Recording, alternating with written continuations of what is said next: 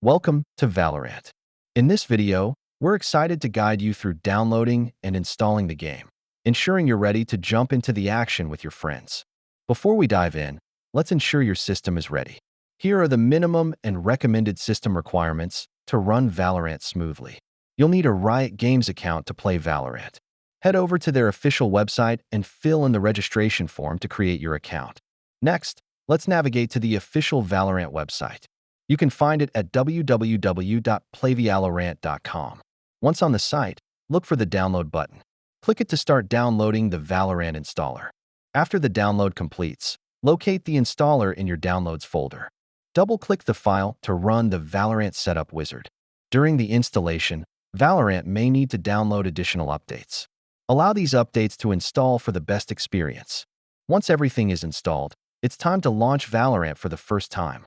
Click the game icon on your desktop to start. Before jumping into your first match, take a moment to set up your game settings. Adjust graphics, controls, and audio to your preference. Congratulations! You're now ready to play Valorant. Don't forget to practice and communicate with your teammates. Enjoy the game.